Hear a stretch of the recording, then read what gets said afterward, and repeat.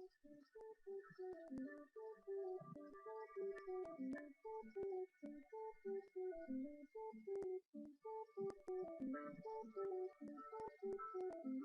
use money every day. We use it to buy groceries at the supermarket, or a new outfit at the mall, or to pay the plumber to repair a broken faucet. But what is money? What makes it so seemingly magical that everyone accepts it as a form of payment? To understand how money works, we need to go back to the origins of money, the barter system. Billy is a lumberjack, and Mary is an egg farmer. After chopping down many trees, Billy soon has more wood than he needs. Similarly, Mary soon has more chickens and more eggs than she can eat. That means they have a surplus. Billy, after chopping down all of the trees, is now very hungry and would very much like some food, and Mary would like some firewood so she can cook her food. And thus, a trade will develop between Billy and Mary.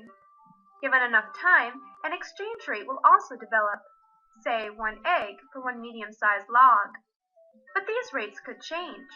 If some of the chickens died, Mary might demand more logs per egg since she will have less eggs now to trade. If there were a forest fire, the lumberjack might want more eggs in exchange for his wood.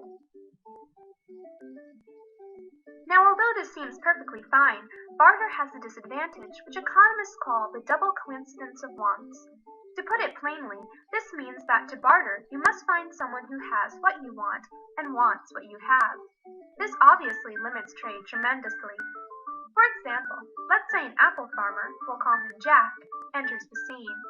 Mary would like to buy an apple, but Jack doesn't want any chickens or eggs.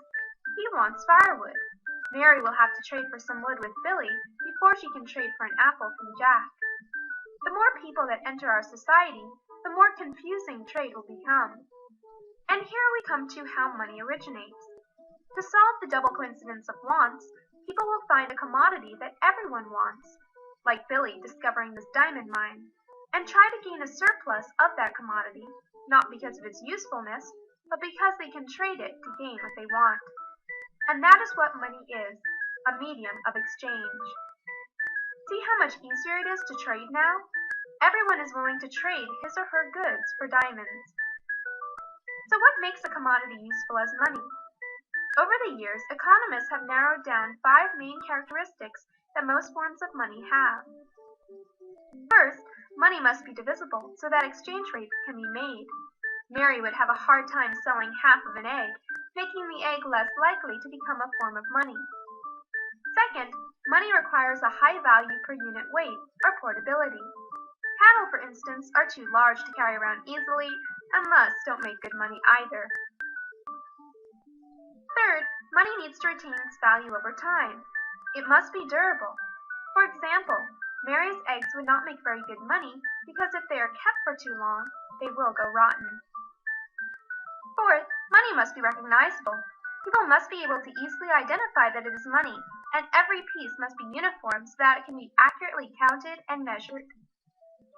Finally, money must be scarce, high value in relation to weight and volume. This is what gives money its value. For example, if diamonds weren't scarce but as common as ordinary stones, Billy and Jack and Mary wouldn't want to trade for them anymore. Now, over the years, many different commodities have served as money. Tobacco, sugar, salt, shells, beads, and pieces of paper with politicians' faces on them.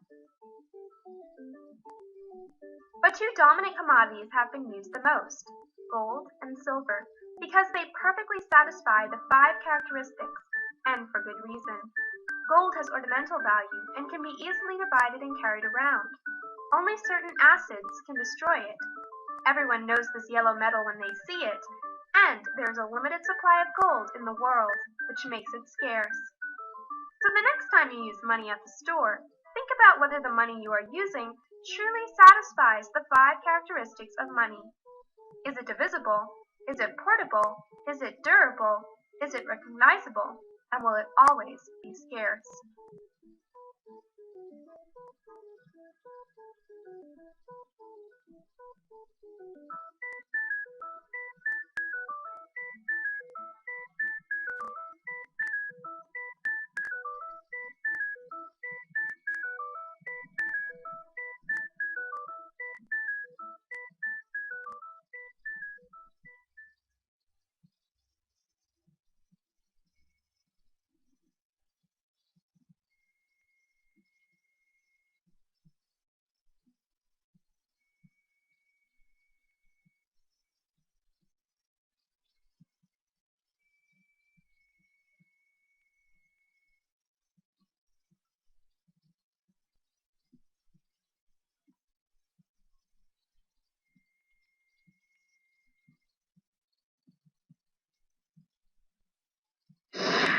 The story of money.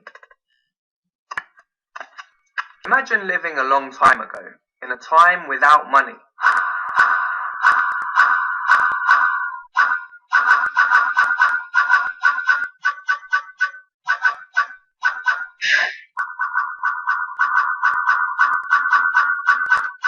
How about 9,000 BC? Instead of money, there was swapping, also known as bartering. It worked like this. Want to swap this apple for an orange? Yes. I want a cow. You want some wheat? But there were problems with this. The items needed to be of a similar value. How about swapping this apple for that DVD? No way, that's not fair. The other problem was that many items would go rotten and so didn't keep their value. And some were too heavy to even carry. It started to get even more complicated when people began using gifts like perfume, jewellery, and other valuable goods. You want this perfume for that necklace? I don't like the smell of it. No. However,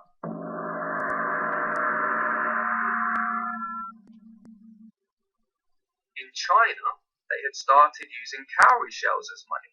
So instead of swapping things for other things, you could buy the things you wanted with shells.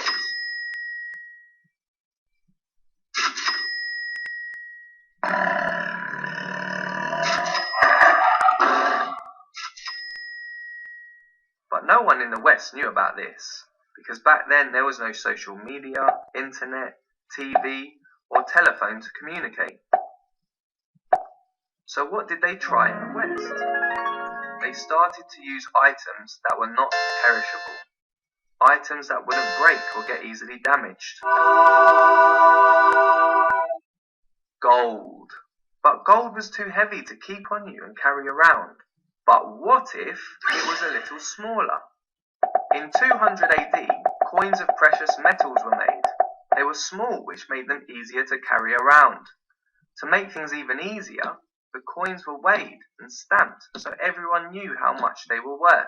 People started to give their gold coins to the goldsmith to look after and keep them safe. Can you look after my gold for me, please? Yes. Here's your £10 receipt. These receipts were the earliest types of banknotes. They have developed and now they are no longer linked to gold.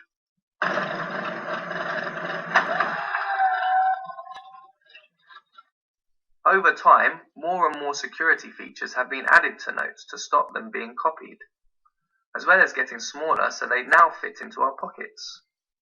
Money has continued to change, and in the 1950s, credit cards were invented. Cards mean that now we don't need to carry notes and coins around to pay for stuff. In recent years, with better computers and internet technology, we don't even need to be there to pay for a product. Most of the money in the world is now, in fact, invisible.